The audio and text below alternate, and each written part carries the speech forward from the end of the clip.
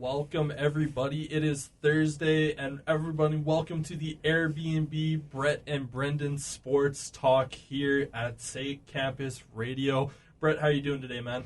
Doing good. It's a beautiful Thursday. I'm ready for episode 3 here of the Airbnb show. Yeah, today we are also joined by baseball nerd Will, who is going to be here with us today talking a little bit of baseball for the first little bit of it. How are you doing today, Will? I'm doing good. Baseball nerd kind of suits me right, so thank you. How are you? I'm doing pretty good, man. I'm doing pretty good. So right before we got into the booth today, you said you actually had a little bit of breaking news in the baseball world to share with us. So, yeah, go right off. Okay, so just as we were about to start, Robert Murray puts out that Cabrian Hayes and the Pirates got an 8-year extension for worth $70 million. So, it's probably just going to cut out the renewal part in his arbitration. So it's 3 years after that. So they got him for 3 extra years. I assume it's going to be a backloaded contract. There's no way it's going to be whatever the annual average is. That's less than $10 million, and he's going to be worth way more than 10 a year come arbitration time. So I think it's a good deal. If they can get O'Neal Cruz up, that'd be great instead of optioning him for no reason. So, yeah. So obviously, opening day here. How excited are you about that? I'm so excited. Obviously, before there was that huge lockout, 100 days, 99 days. We didn't really know if we were going to have a season on time, and this is about as close to on time as we kind of could have expected. I was thinking May 1st was okay, that's the day we're going. But, I'm excited. It's going to be fun. We got expanded playoffs. Teams are actually bringing up their young stars. We got Bobby Witt Jr., Spencer Torkelson, Hunter Green's up. I know Riley Green's going to come up with the Tigers when he's off injury. CJ Abrams is taking over Tatis with the injury, so that's going to be fun. So I'm so excited. Baseball's so fun. Yeah, game 1 of 162 getting going today. It's it's a big day across sports all over America right now because it's also day 1 of the Masters. Happy Masters Day to everyone, to all you golf fans out there. Go Tiger. Yeah, I know you and I were watching a little bit of that during the last hour here before we got on here. But yeah, Will, so obviously opening day, what are there any games that you are particularly excited to watch? Well, I was excited for the Yankees-Red Sox game, but now it's postponed to the weather, so I have to wait till tomorrow. But I want to watch the Royals game because Bobby Witt Jr. is batting second. I'm super high on this guy. I think he's my rookie of the year right now for the American League, so I really want to see how he does. His swing's so similar to Mike Trout as well, so it's like a thing of art. Yeah, as a Royals fan, I'm very excited about this season and Bobby Witt Jr. I'm not excited about what the record's going to end up being for the Royals. I think they're 70 wins. If they can get 75, it's going to be a successful year. But yeah, I'm really excited about the stacked AL East, and just baseball as a whole is going to be a lot of fun. That lineup over in Kansas City is so underrated too. You got Salvi batting 4th, and he just a year off of 45 home runs, the most by any catcher. In a long time. Yeah, Benintendi's your number 6. Such a good lineup, so underrated. Your pitching just needs a lot of help. Yeah, exactly. Zach Greinke can't pitch every day, so. God, no one wants Greinke pitching every day. Yeah, so obviously, Will, you are a big Toronto Blue Jays fan. So tell us, what are some of your what are some of the things you are expecting for the season, player-wise? What do you think the peak for this team is going to be? I think, honestly, a realistic ceiling, peak could be 100 wins. When they returned to Toronto in the, July 30th, they had a .640 winning percentage, best in all of baseball. They didn't get better, but they didn't get worse.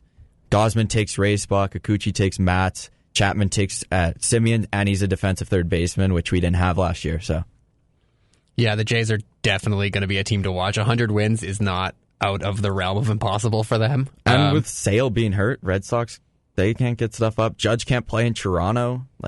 That's 19 wins. Yeah, you forget about the Aaron Judge factor about not being able to travel into Canada to play games, and that's going to be a big thing for the Yankees going forward. So, and the Rays got worse too. They shipped off Meadows for nothing. Yeah, that was unexpected. That was such a weird trade. I get he gets to play with his brother now in Detroit, but if you're not getting better, you're getting worse. They got Kluber, but that's so injury. Yeah, I don't really see the point in the trade from the Rays' perspective. So, I'm curious to see how this one's going to go. I think the Jays are the team to beat in the AL East, but yeah, it's pretty wide open right now. I'm very excited. I'm so excited. And 45,000 like Canadians just screaming for no reason is amazing as well. They haven't had that since 2016, basically. So would you say this is the best team Toronto has put out since that 2016 season? Yeah, easily. I think this is better than their 2015 team. Like, I don't know. I have more faith in Vladdy, Bo, Teoscar, Springer. It's a way more complete team all around. Guys can actually pitch in the postseason, unlike David Price. Yeah, and they're a much more like youthful and exciting team to watch compared to 2015. 2015, they pretty much made a bunch of moves, went all in. They got Tulowitzki, and they really were like, if we don't win this year or next, we're basically done. And they came close, but yeah, they couldn't get past my Royals the one year. Sorry to say, there, Will. Man, this team's got way more longevity. Like that 15 team had 2-3 year window. Yeah. That third year just ended up into the start of the rebuild. This year, they got a 5-year window at least. Oh, easily. Like at least. I honestly I could see the Yankees, if they don't get Judge back at the end of the year, they could hit a retool 2 years out.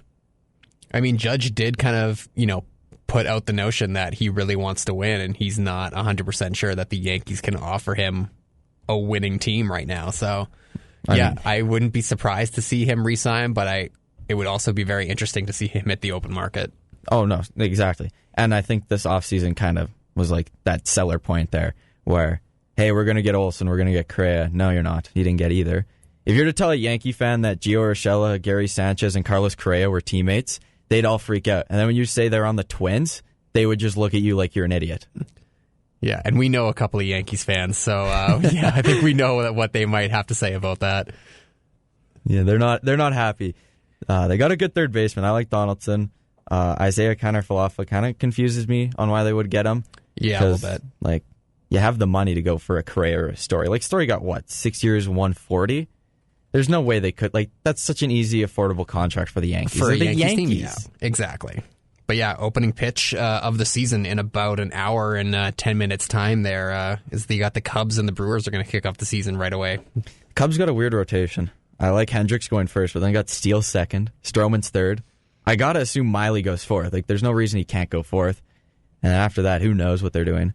Philly's got a weird one as well. They're going Nola, Gibson, and then going like Eflin and some nobody, and then they're going Wheeler. Like, Wheeler's their number 5 when he's their second best starter. Yeah, my one question for you, Will, obviously with the Cubs, do you think they spent enough money this year, particularly in the free agency market? Because I know they had a lot of money to spend, but did you think they spent enough? Because that's one of the things that I saw from a couple of beat writers in Chicago. They were all sitting there thinking, well, they have all this money, but they didn't really utilize it. So do you think that's a problem for them going into the season? Not really. They're not at the point where they can contend yet. Like, yeah, they're going to have a fun team. Like, 85 wins is probably their ceiling. But I think for them thinking they were going to get Carlos Correa, it was kind of unrealistic. To me, their window opens up in a couple years. You get Seiya Suzuki now, lock down that outfield. You got Ian Happ as well. He's so much fun. David Bodie's in there. Frank Schwindel, Patrick Wisdom. And they got a good rotation. Like, they got Hendricks for another 2 or 3 years. They got Stroman just on that 3-year deal. Like, Wade Miley, underrated. They're good. I don't think they need to spend that much. Next year, they're going to spend, though, if they want to compete. Yeah, absolutely. All right, I'm going to put you both on the spot here right now. Just before the beginning of the season, before the first pitch, I want to hear early World Series predictions right now. Okay, so I had 2, but I don't know, I have a fun one. I think Braves, Blue Jays in 6. But I want to see Dodgers, Jays with Freddie Freeman hitting a walk-off in the NLCS against Kenley Jansen in Atlanta. I think that would be so much fun. I think Dodgers, Blue Jays is probably the favorite matchup right now. I've seen a lot of it, but I want a 1992 rematch with the same outcome. Yeah, I didn't even realize that Kenley Jansen made the swap over to Atlanta, so that's awesome. It's like a trade. They got such a good rotation, too. Like, so good. There's so many good teams this year. Yeah. Right. Yeah, I guess for me, obviously, I'm going to be a little bit of a homer here and say my Boston Red Sox. I know they're probably not going to get there. They got no pitching. They have no pitching. But, I have to show a little bit of love to my boys. I got to. But I do like that Atlanta Braves. They are a pretty tough team right now to play. But, for me, obviously, I'm going to go down the homer route, even though I don't think it's going to happen. So did I. But yeah, Atlanta looks like a really, really good team. And then even though I'm a Red Sox fan and I hate the Blue Jays, I do have to say the Blue Jays are looking stacked this year. They look like a team to beat. So I can't really disagree with you on that one, Will. I like the Trevor Story signing for Boston because, like, if you don't compete, there is a shot you flip out Bogarts. Like, ship him out, get some prospects for him, and then Story's your shortstop. You can get Marcelo Meyer to go play second or third because Devers rejected a contract extension. Mookie Betts 2.0. Blaze Jordan's coming up. That kid's elite. No. Jake, Giants is not a thing. Yeah, our buddy Jake popped into the booth. No. He's holding up a San Francisco Giants logo here on his phone, so that's where he's and a little bit of extracurriculars before he leaves the booth there. I'm going to go off on a little bit of a wild card here. I think this one team in the AL might be a year early to make this prediction, but I'm going to say the Chicago White Sox. Okay. I think they are the team to beat in the AL Central right now. I know that having weak division for sure. I know adding like Carlos Correa for the Twins makes them a little bit better, and I know that the Tigers are definitely up and coming and they're a team to look at this year. But I'm really looking at the Chicago White Sox. They might be a year too early here. I think if they do make it to the ALCS, it will probably be against the Blue Jays. They're still my overrated team. Yeah. Yes, they have such a good team. It's so good.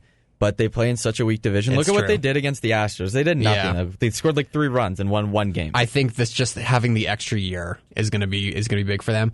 And then on the NL side, this goes against everything. You say Mets? No, this goes against everything that I think of, and a team and a player that never produce in the playoffs. I'm going to say Bryce Harper and the Philadelphia Phillies are going to make it to the World Series this year. Okay, yeah. I think the Phillies make the playoffs, especially with this expanded format. They're getting 9 runs a game. They got Castellanos, Schwarber, Harper. So. Exactly. I think they're going to make it to the NLCS for sure. It could be an interesting to see them play either the Braves or the Dodgers in the NLCS, but I know Bryce Harper has never been able to produce in the playoffs, and since moving to Philly, he hasn't even been able to sniff the playoffs. But I think if they get Nationals won. Yeah, I know. I know. Watching the Nationals win a World Series after losing Bryce Harper was so satisfying. Oh, right. And as someone who grew up in the Montreal Expos, it was definitely nice to see that franchise win, even though it wasn't in Canada. So, fair enough. Yeah, well, hey, Will, I want to say thank you for jumping in and being kind of more of our baseball expert / baseball nerd. Appreciate having you on. We'll definitely have you on again to talk more baseball here in the future. Yes. Yeah. I mean, if you want to stick around and talk NFL and Formula One, you're more than welcome to hang out. But yeah, go sports. Is the race in Las Vegas happening? Is that a legit thing? Next year, yeah. Next year? Because I know, what was that, April 1st or 2nd it came out, so that was one of those April Fool's things. I was like... So that's actually a thing? Oh, it's a real thing. It's going to be one of the fastest tracks on the circuit. It's going to rival Italy, which is a fast track. Speeds of upward on the home straight, going past Caesar's Palace. The speeds are going to reach a high of over 200 miles an hour. Oh, wow. Yeah.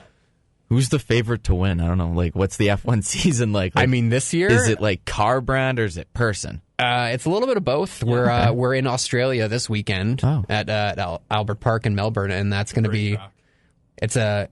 It's been 3 years since they've been there. It hasn't been since 2019 when Valtteri Bottas took home the win in the Mercedes, and then had some choice words on the radio after. Yeah. I mean, obviously, with Valtteri making the move to Alfa Romeo this year, I think he's going to score some good points this week. I think he could get a top 6. But yeah, I don't see anyone being able to beat the Ferraris this week, unfortunately. I think Leclerc comes away with the win again. Well, and now that we actually have 4 DRS sections, from what we were saying with the last race, we're seeing a lot of DRS chicken, and so and Red Bull is just so good with their strategy. Especially last year, we saw them really take that step up when trying to compete with Mercedes with that strategy. So I do think Ferrari is kind of the team to beat this week, But you can't, count out Max Verstappen and Sergio Perez with Horner with that strategy. It's tough to see. Oh yeah, absolutely. And I'm very excited for the midfield battle this week because, like you said, 4 DRS zones. It is going to be an overtaking bleep show. It's going to be just non-stop overtakes in the middle of the pack, and it's going to be very unpredictable. And with these new 2022 cars you can just on this track, I am so excited to see just how much battling there is. Hopefully, it doesn't lead to too many retirements and too many yellow flags that slows down the pace. But yeah, well, and I think we are still going to see a fair amount of retirements just because this is the third race of a new era of Formula One cars, and we're still trying to. I think all the teams are still trying to work out their performance issues. Obviously we've seen Red Bull in multiple weeks have multiple cars retired just because of engine issues. I'm sure we're probably going to see Ferrari have some issues at some point. Definitely Mercedes has definitely had some power issues and aero issues, with the Mercedes team and their, junior clubs, as we like to call them. But yeah, it's going to be a really interesting weekend, I think. yeah, I've missed this track so much, and it's going to be a lot of fun. Very excited to see how practice looks tomorrow, and then when we get into Saturday morning, or I guess I should say it's going to be late Friday night. It's going to be qualifying for us. I believe the race for us starts about 11 o'clock on Saturday night. Yeah. Being in Australia, so it's going to be a late night. It's going to be a fun one. Yeah, it's going to be one of the few chances we get to watch a race on Saturday night until Las Vegas next year. Yeah, and it's kind of weird to not see Australia be the first track of the year. I think that track has always been like a phenomenal opening to the season. I do like Bahrain being the air quotes opening track for the year because I think that's a good one to kind of set the cars forward and kind of test and then move forward with where they're going with the race. Yeah, absolutely. Will, you got a prediction for a winner this weekend? I don't know Formula One. If I say Max Verstappen, am I going to get stabbed? No, that's a pretty solid guess. Yeah, yeah, he's, he won 2 weeks ago. Or is it Lewis Hamilton that's just not liked? I would say kind of both of them. It's either, especially last season with how competitive it was between the two of them, it was Team Lewis or Team Max for the most part, and then there was me and Brendon who were just watching and just enjoyed watching the world burn. So yeah, obviously with Brett being Pierre Gasly and me being a George Russell fan, for me being a George Russell fan, I should have been cheering for Mercedes and Lewis, but I was cheering for Max last year because I really wanted to see Max get that world championship. But now that George is over with Mercedes, I kind of have to lean a little bit more towards Lewis because they're teammates and I want to see Mercedes do well. But yeah. So either way, it just kind of depends on who you're team with. Yeah, absolutely. Like obviously it's definitely interesting being a Pierre Gasly fan because you want to cheer for Team Red Bull because, that's technically the team that he's a part of. He's a Red Bull contracted driver, but at the same time, with just how he was treated, Helmut Marko in 2019 and the way he got demoted back down to AlphaTauri halfway through the year, Toro Rosso at that time. And so part of me is happy when Red Bull kind of doesn't do well, but when Pierre does. So, Pierre Gasly has truly made that AlphaTauri his car. Oh, 100%. And he has turned poop into gold. It seems like because the AlphaTauri for years and years it was always that like late midfield car, and it was never one that was ever competing with the parent car. And then the last, I'd say 2 years, it has been right up there, especially with Pierre. Yeah, last year he was consistently qualifying in the top 6, which was, that was better than he was qualifying in the Red Bull car. Yeah. So, you really love to see how much he's matured and come along. But, yeah, you got to think he has to eventually make the move to one of the big teams here in the next couple of years if he wants a chance to win a world championship, because no matter how well he drives in the AlphaTauri, Red Bull will make sure that they're not out competing Max Verstappen and Red Bull. Yeah.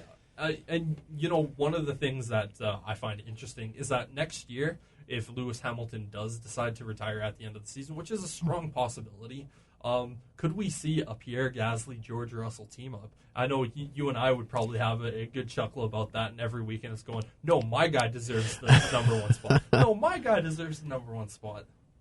I mean, that would be like absolutely crazy to see, but I don't see him making that move. I know I mentioned Esteban Ocon, but I think he's pretty much locked into Alpine for at least another couple years. He signed a 5-year contract last Something like that. I think he's there until at least 2024 or 2025, so he'll be there for a while. I've asked my girlfriend, and she is pretty convinced it'll be Nick DeVries getting the call up because he's their he's the guy they've kind of got waiting in the wings right now. So I could definitely see that. Did win the Formula E championship a couple years ago? Yeah, he is a Formula E champion. Yeah. I think it was last season that he won it. But I cannot confirm that until I look it up. So yeah, and you know what? I wouldn't hate that. I think he would definitely be the number 2 compared to George, because George obviously has been just the homegrown talent, essentially. It's like, all right, we're going to stick you in a terrible car in the Williams, and then eventually when we feel you're ready, we're going to call you up and put you in the World Championship car, which unfortunately isn't that at the moment. But, you know, with Mercedes, by the end of the year, they're probably going to be competing for wins left, right, and center. Yeah, absolutely. It was Nick DeVries who won Formula E last year in the Mercedes EQ. So, yeah, you definitely know he's Team Mercedes, and they are they've probably told him that he's going to be the guy going forward once Lewis decides to hang it up. Yeah, and you got that looked up real quick, too. That was fast. Like, I'm quick on the... you looked down for like half a second, and you were looking right back at Brendon. Yeah. I was like, oh, my God. Yeah, I'm a very fast typer. But yeah, you know, Nick DeVries, former Formula 2 world champion. I think he won Formula 3 world champion. So, you know, very similar to George. Obviously, he didn't do it quite the same as George, where he went Formula 3 first-year winner, Formula 2 first-year winner for George. But yeah, to have him be a 3-time champion and George to be a 2-time champion, and, you know, I got to say, like, George so far in these first 2 races has definitely proven to the world that he is 100% deserving of that seat, and he's competing with a 7-time world champion and beat him last week. Yeah. Or not last week, but the week before. Last race, yeah. He didn't just beat him. He, 100% proved that he was the absolute man inside of that vehicle. Again, we talked about it last time, but we have no idea what was going on with Lewis in that vehicle. It just wasn't his week. Something wasn't feeling right with the car for him. And, I mean, I feel like maybe this is the year that maybe Mercedes is putting a little bit more focus onto their car that isn't driven by Lewis this year. Well, I feel like they have to, because obviously they have spent so much time and effort and money into developing George.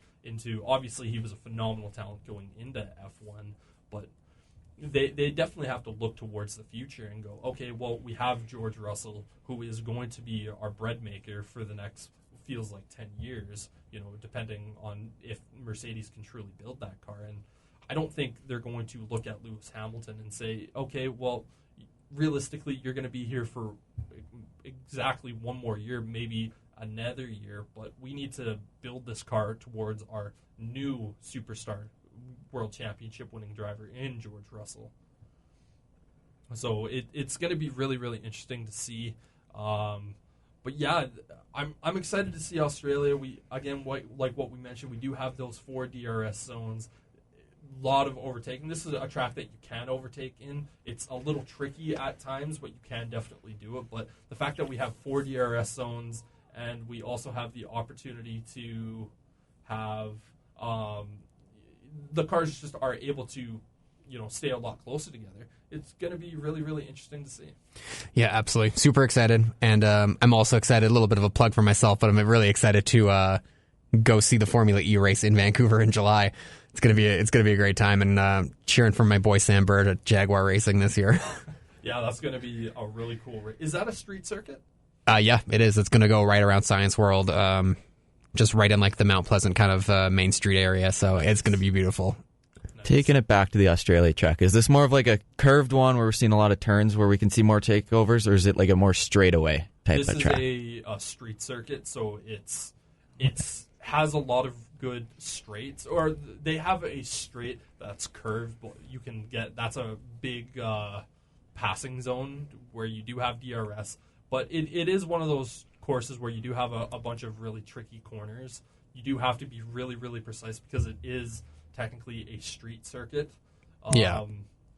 It kind of blends both like speed but also cornering. It's definitely not Monaco or Baku by any means, but I'd say it's very similar to a Montreal. Yeah, where it has a couple of good straights, but it also has some tricky corners. Definitely not like the championship corner, right? The wall champion. Yeah. The start finish straight out of turn 16, and then past the finish line into turn 1 is quite a big straight. Lots of opportunities, and then you have that really short turn into turns 1 and 2, and then you're pretty much flat out through turn 2 into another DRS zone. So it's like you mentioned the DRS chicken earlier, it might be smarter for people to not try to overtake on the start finish, get through turns 1 and 2, get a good run heading into the straight, heading into turn 3, and then try to get around there. Because then you're into turns 4, 5 through 8 is pretty much, it's a little bit tight, so there's not a lot of overtaking opportunities in there. So, I'm really excited. Australia's been very missed. It definitely has. Yeah, watching through Drive to Survive again, and you look at the first episode of season 3 when they're in Australia and they're getting prepared to race, and then all of a sudden a bunch of people come down with COVID from the McLaren team, and then all of a sudden the race is canceled. So, and it really did spread because it was like they were there 2 days before the race was supposed to start. Yeah, and obviously the conversation was, okay, like what's going to happen, and then there was rumblings and rumors about like some COVID positive cases, and then pretty much the next day it was just a spiral down of like, no, we're gonna have the race, and then it felt like an hour later it was like, okay, yeah, the entire weekend's off, and then Formula One was kind of just put on hold for what felt like a couple of months. Yeah, I think it was a couple of months there. They had to completely shut down and then rethink what they were gonna do, and then they ended up deciding to have a very European-based season with back-to-back races in Austria, and it was needed. It was the only thing they could do. Yeah, and which it still gave Formula One fans a lot of good racing because, for instance, I love that Red Bull Ring. I love it. It's a fun, quick track, shortest track on the circuit, and just again so quick, and just it's very oval-like in a lot of areas, and so many chances to pass. Yeah, but you also have a couple of tricky corners there where if you don't hit it right, it could spell disaster for you. Like that one going up the hill. Ooh, that's a tricky one. Oh, yeah, absolutely.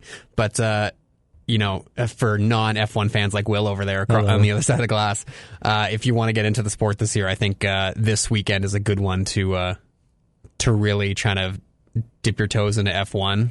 The race starts on a Saturday night around 11, so it's going to be a good time to have a little brewski and really enjoy the show. And then I would probably say outside of that, I would say don't watch the Monaco Grand Prix if you wanna get into the sport. If you want to actually see people pass each other, then Monaco's not the place for you. Yeah, but Azerbaijan and the Baku Grand Prix is amazing. So that one's probably the most fun to watch. So do I just pull an all-nighter, do some baseball in the morning, then go? Absolutely. And get some brewskis, get some F1 at night?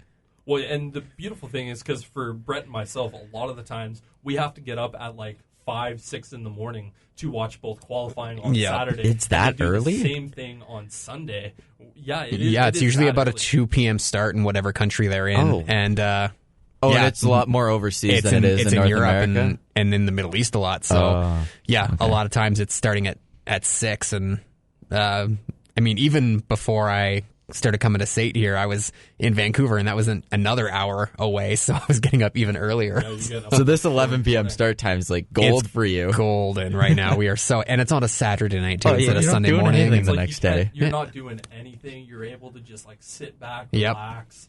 It's beautiful to say the least. Yeah, absolutely. But we should move on here. It's 11:32. Let's move on to a little football, I think. Yeah, I was actually just about to move into that segue. The first thing in the NFL that I want to talk about is obviously the big trade that happened a couple of days ago between the New Orleans Saints and the Philadelphia Eagles, where we see the Saints trade pick number 18, pick number 101 and 237 in this year's draft, also trading a 2023 first-round pick and a 2024 second-round pick, all to the Philadelphia Eagles, and they receive back the 2022 16th, 19th pick in the first round, and they also get a 6th-round pick, which is pick 194. This was a baffling move because everyone kind of saw this and going like, of course the Eagles are going to accept this. This is a massive haul for them to just get a couple of picks. Of course they're not going to say no, but you're kind of looking at the Saints going like, what are you doing? Like, in a year that is just this move, all this move tells me what the Saints are doing is they are packaging together a couple of picks to go and acquire a quarterback, to move up and acquire a quarterback. Because if they don't do that, I look at this being like, you have an opportunity, obviously, next year where you have a couple of franchise quarterbacks, and we'll talk about those two guys in a little bit. Yeah. And you're giving away an opportunity to have a pick next year for that. And if you don't select a quarterback this year, you're going to look like the biggest joke of an organization in the NFL. Yeah. I hope they don't, honestly. I hope they don't, just so I can see Brendon come back to school and be like, what are they doing?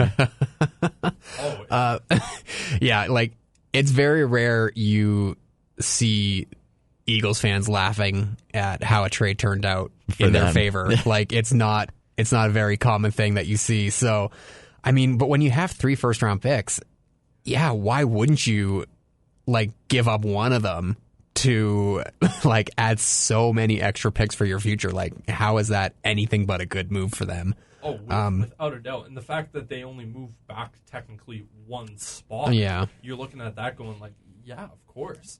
Like, the 3 first-round picks, I looked at them and went, you know what?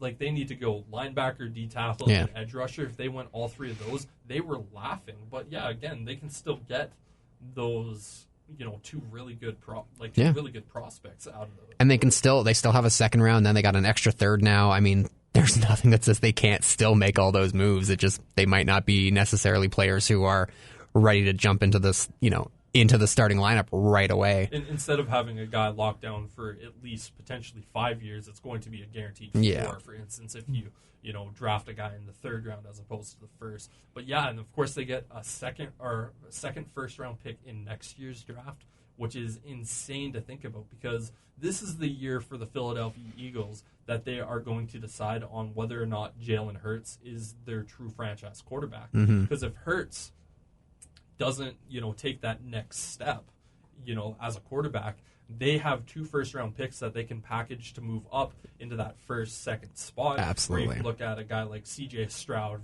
quarterback out of Ohio State, or Bryce Young, quarterback out of Alabama, which are 2 guys that are looked at as legitimate franchise quarterbacks, and that's something that you can't say this year. Yep. The Eagles have 10 picks in the NFL draft this year. They got 2 firsts, a second, 2 thirds, a fourth, 3 in the 5th round, and 1 7th. So they have a lot of equity that they can play with coming into the draft here if they want to. And neither of their first round picks are their own. Do you think they try and make a trade now that they got that extra first round pick?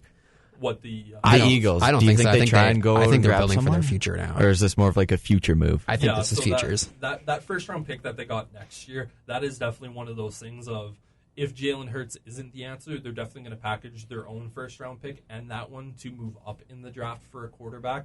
Or, like, for instance, if, Jalen Hurts does turn out to actually be the guy, for them, they could package one of those first-round picks for a player, or they could just use both of those first-round picks next year to improve their team.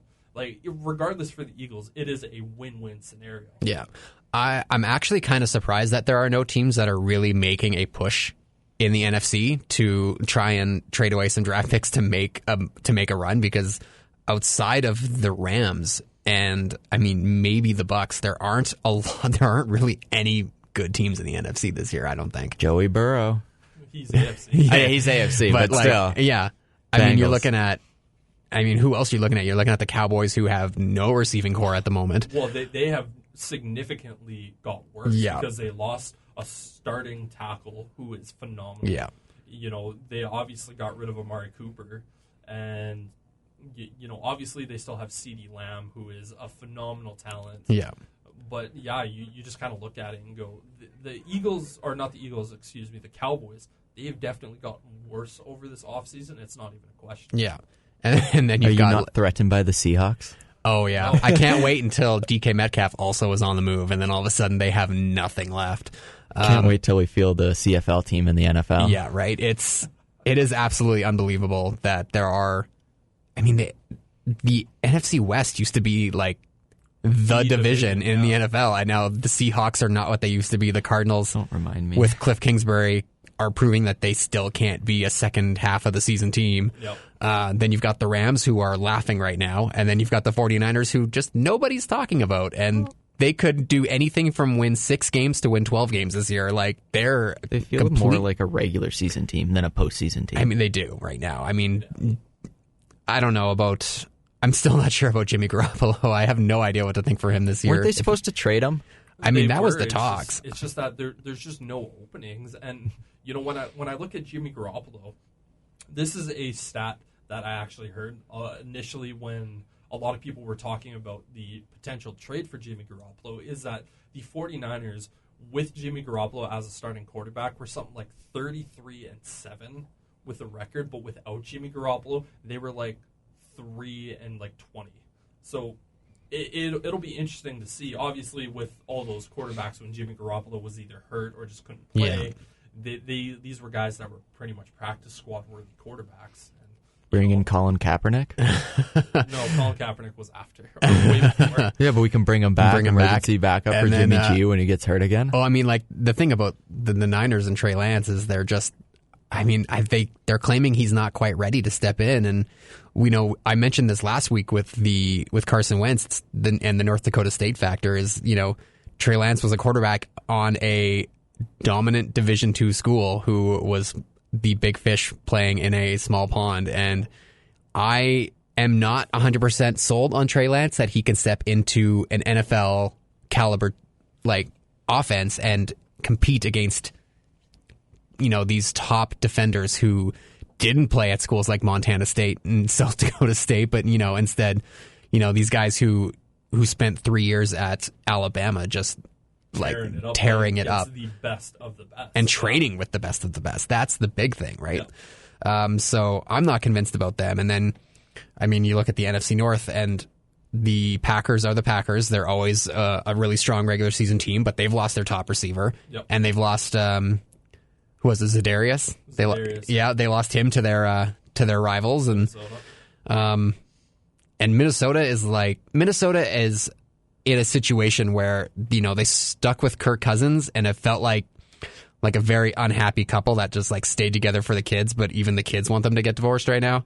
Well, yeah, they got rid of Mike Zimmer, their head coach, last year, which overdue. One of my best friends, he's a Vikings fan, and every year we're talking, he's just like, just get rid of Zimmer. Just get rid of Zimmer. Yeah. And now he's just like, just get rid of Kirk. Just get rid of Kirk. Like, I was shocked that they, again, gave him a contract, but also they gave him another fully guaranteed contract. You're just looking at Kirk Cousins going, like, how are you swinging these deals to get fully guaranteed money? Like, no idea how he does it. I mean, Kirk Cousins he's just kind of there. You know, I don't have a lot of bad things to say about him.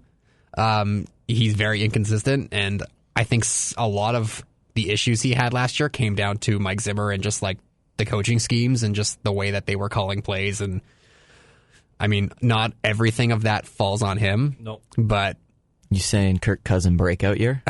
No. No. Just no, right away. Not happening. How much is he making now? He's making somewhere in the 25 to like 30 million. Who's his agent, and how can I get his number? Yeah, no kidding.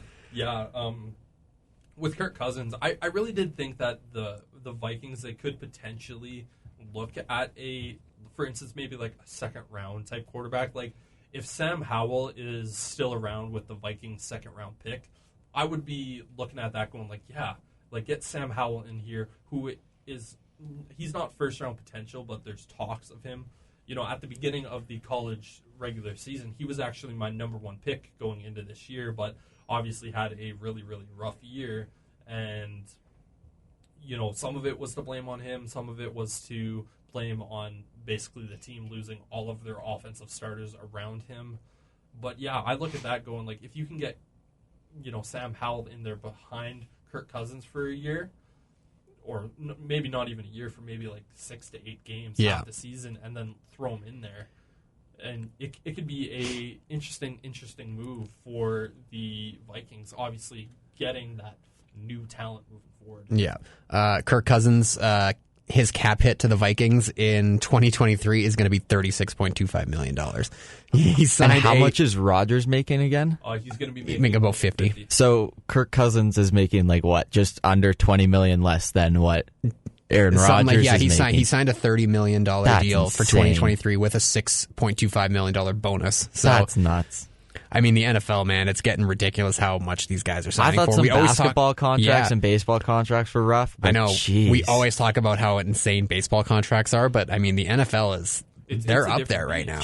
Well, and one thing that I always found that interesting is that you're always seeing like baseball and basketball contracts have these, or players get these insane contracts. But when you look at the NFL, you're like, well, this league, we might all have different opinions on this, and I know me being the NFL guy, the NFL is the leader in the global world for sports. They are the highest market for paying, and it is one of the most watched sports throughout soccer. Soccer. Soccer would probably be the number one grossing, but I think in America it goes football 100%. Oh, in North America it's 100% the NFL, but outside of that it's worldwide, obviously. Some soccer players get some, like Ronaldo and Messi get some nutty contracts too. Without it, and their sponsorships as well. Like, oh yeah. Them and I think golfers make more a lot than too. anyone else in terms of like what they actually bring in. But don't basketball players make more from their sponsorships than they do their contracts too? Oh yeah, like if you're like a top guy. Yeah, but it's not really shocking to me to see some of these players get these big time contracts. Like for instance, the Deshaun Watson deal where he got $230 million fully guaranteed for the next 4 years. I'm just sitting back going like, ugh. And now I'm hearing reports that teams are pissed off with the Cleveland Browns because they're like, now we're going to have to give our guys fully guaranteed contracts because you guys just had to do that for Deshaun. For instance, Kyler Murray, who has said he wants to get an extension done this offseason, he's sitting back here going like, yeah, I guess if I can get $230 million guaranteed, why am I not pushing for that? Yeah. You would be dumb not to, or Arizona would be dumb not to give him an extension. Yeah. Going back to, contracts and how much athletes make, Forbes 2021 report that they released this is back in May 2021, but the highest paid athlete of 2021 was Conor McGregor. No way. $180 million. He only made $22 million fighting. He made 158 in athlete, his whiskey business. Between his whiskey business nuts. and his all of his sponsorships and endorsements that he does. Then you had Lionel Messi as $130 million, which $97 million of that was being paid for playing. Yeah. Oh wow. And then Cristiano Ronaldo was third, also at $120 million. Dak Prescott was number 4. Way. He made $97.5 million from the Cowboys. And then he had $10 million in off the field stuff. So that was just all bonuses and just everything he got. And then you had LeBron at number 5, Neymar at number 6. They were both at $95 million. Roger Federer, $90 million at number 70. And that was entirely off. That was entirely off the court. No way. Just purely from his endorsements from Uniqlo and Rolex and just like everything that he does from that, because he basically won nothing in 2021. Then Lewis Hamilton comes in at number 8, $70 million coming from Mercedes there. And then you had Tom Brady at number 9, and then Kevin Durant was number 10. So, jeez. Listening to all these contracts, it really I should have gone hard. pro. It really hits home. Yeah. Like for me, not being able to get to the next level for boxing just due to injuries, because I'm like, darn, but I could have made some real money. No baseball players on that list, which seems kind of crazy. But I think Scherzer's our top guy right now, and he's at 43. Bauer's second at 40. Yeah, and then it's Trout at 35. Those guys get Bobby Bonilla contracts where they get paid until they're 70. Yeah. Like Griffey's the 5th highest paid player right now on the Reds roster, or on their payroll, and he's not even on their roster. Wow. What isn't that just insane to think about? That you could be paying a player so much money to not be on your roster. Yeah. Like The Rockies. Yeah, the Rockies. But then and then like you mentioned Bobby Bonilla, and like you just look at contracts throughout the years. We could What do an an entire amazing we could do contract. an entire episode about bad contracts in sports. You look at like It'd Rick be so DiPietro and Vinny LeCavalier. The amount of guys in the NHL who are getting paid to sit on their couches right now just because of their contracts getting bought out it's ridiculous. it is insane. Shea Weber. Oh my god. I mean, you feel bad for Shea Feel Weber, bad but I for mean, him, like but- he's still getting a paycheck, so.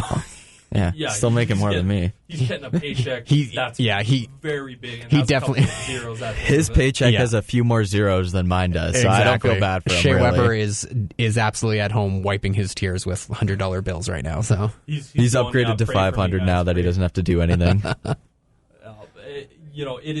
It is very interesting. Again, like what you said, Brett, we could do an entire hour-long episode of just talking about some of these bad contracts, and it really is weird to think about. Like, what are these teams doing? But yeah, Brendon, yes. what do the Browns do with Mayfield? Because they have Deshaun Watson, and I don't think they traded Mayfield. So is he not the backup quarterback, or what? Well, right now he is still on the Browns, and for me, as soon as the Browns traded for Deshaun Watson, I said Baker Mayfield to the Colts, and then the Colts were like, "No, we want to get an old and aged and not good anymore Matt Ryan." And I was like, okay, well, there's that. Okay, maybe Atlanta goes after Baker Mayfield, and then they sign Marcus Mariota. And, for me, I still think Seattle is the number one option, but I don't think we're going to see Baker Mayfield go anywhere until around draft day. yeah, When is draft day? Is it in June? It's the end of this month. Yeah, End of this it's month? coming up Yeah. at the end of the semester here for us. I thought it was later on, but but I'm wrong. here's my thing on Baker Mayfield.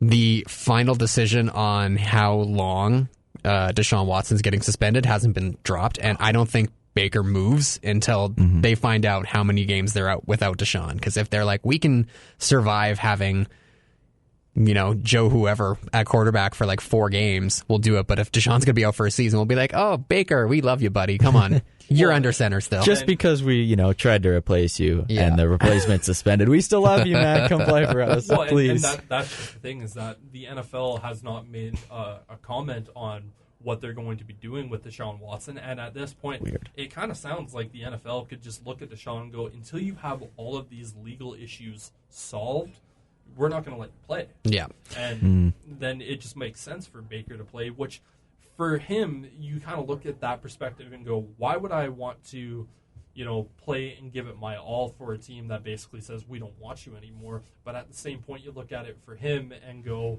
this is his audition tape to go out and prove to another franchise that he is truly the guy.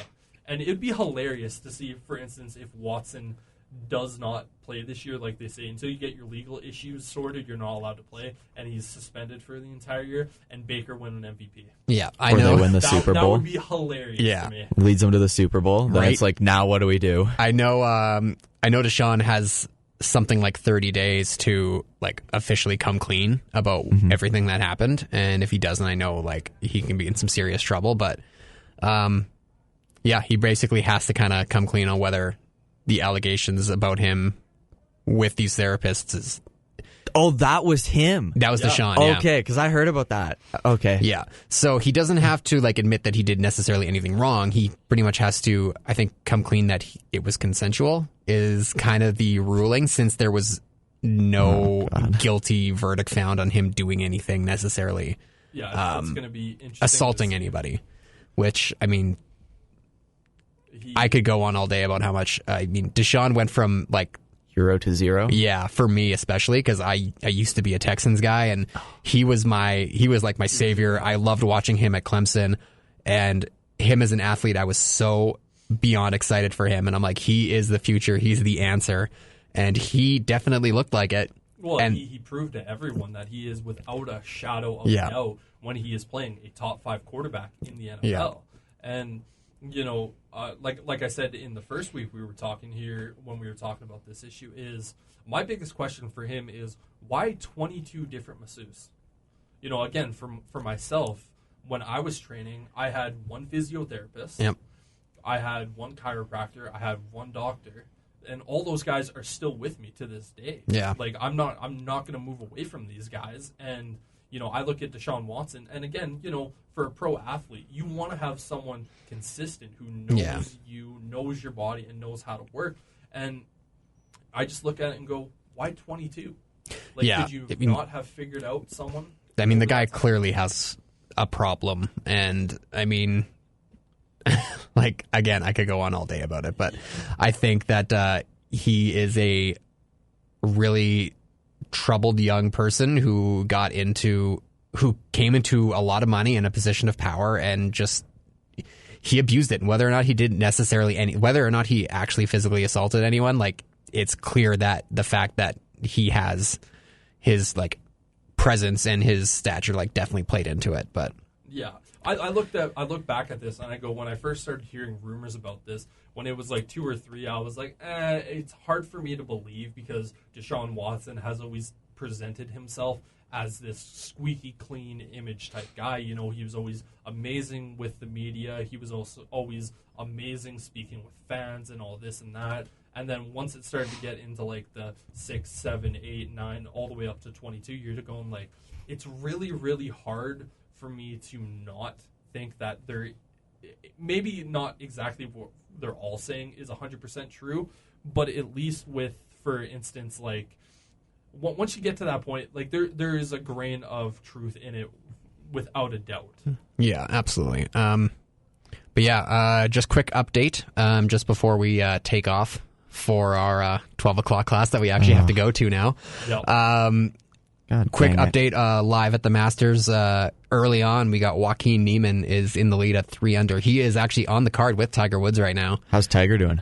He had an early birdie and then he gave it right back. He's down at even right now through 10. So, you know what? For Tiger coming back for his first Masters competition, being even is pretty amazing. His first tournament in 500 days since his last tournament was actually the 2020 Masters when the pandemic pushed it to November. Mm-hmm.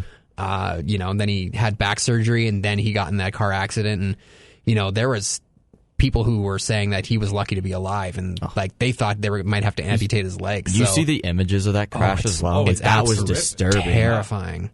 And like, you know, I know everyone's got their opinions on Tiger Woods. Like he's had his checkered past before too, but like no one wanted to had that though. Exactly. But no one wants to see him, you know, get hurt or like lose his career because of something like that. So, well, yeah, you know, the kind of situation that I look back to that's similar to this is when Kobe Bryant died. That's what I was thinking. Yeah. You know, liked Kobe Bryant or not, obviously Kobe Bryant had his issues as well. You know, obviously me being a Celtics fan, I hated watching him with the Lakers, but when he passed, it was one of those moments you're like, it's not okay to see a superstar player get taken away from the world like that.